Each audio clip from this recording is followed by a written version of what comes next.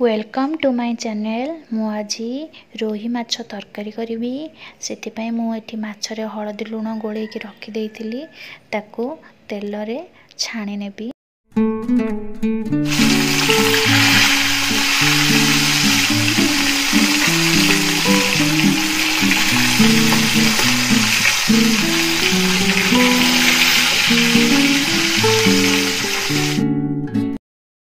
मोर ए माछ भजा हो गलानी। मुझे गोटे प्लेट को काढ़ी नेबी। से तेल रे मु आलू को मध्य भाजी नेबी। मोर आलू भजा भी हो गला। मुझे काढ़ी नेली। से कड़ाई रे आउ टिके तेल देई से कलर आसीबा पाई टिके चीनी देली। तापरे से काटिकी रखिथिबा पियाज दुईटी को पकेकी भल भाबे ताकू भाजी नबा। पियाज आमर भाजी हो गलानी। तापरे मु बाटिकी रखिथिबा मसला को दे देबी। मु एई मसला रे अदा रसुण गोटे पियाज दुईटा टमाटो कंचा लंका जीरा टिके धनिया टिके आमर सोरिष टिके सब मसला दे भल भाबे ग्राइंडर कर देइची।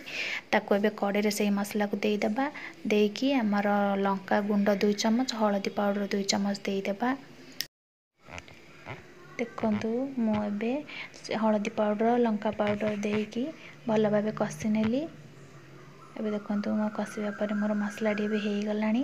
तापरे मु काटिकी रखिथिबा टमाटो को दे देबी। टमाटो को पकेकी हमें भल भाबे कसी नबा।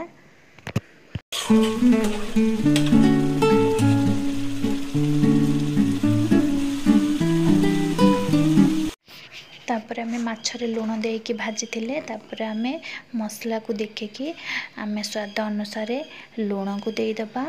लुण को देकी भल भाबे ताकू टिके कसीबा मसला को।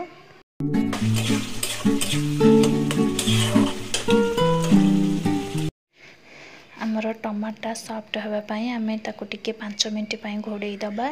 तापरे मु एबे घोड़ोनी 5 मिनिट ताकू घोड़ेईकी मु ताकू एबे घोड़ोनी काढीकी देखिली। देखंतु एबे मसला मोर हो गलानी। एबे भाजी की रखिथिबा आलू को दे दबा। तापरे आमे ताकू भल भाबे टिके कसी नबा।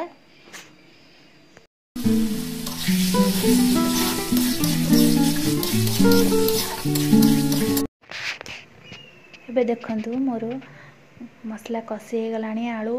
तापरे आमे सेथिरे गरम पानी टिके दे दबा। देकी भल भाबे गोळेकी ताकू आमे 10 मिनिट 15 मिनिट पई आमे ताकू घोड़ेकी छाड़ी नबा। देखंतु मोर एबे तरकारी फुटी गलानी। मु सेथिरे छाणीकी रखिथिबा सबु माछ को दे नेबी। देकी भल भाबे ताकू फुटीबा को छाड़ी नबा।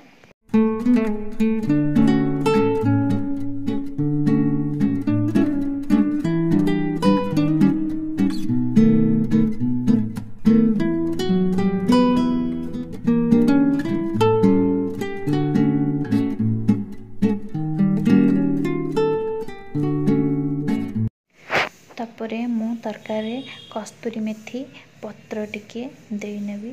देकी भल भाबे ताको टिके गोळेकी फुटीबा को छाड़ी देबा।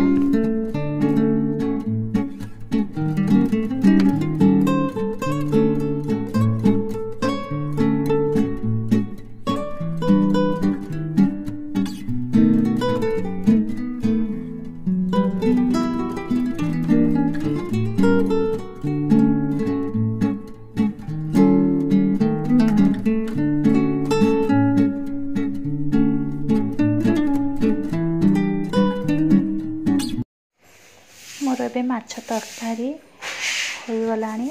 मु ताको एबे गैस को बंद कर देबी। देखंतु मोर तरकारी टिके एमिति देखा जाउछि।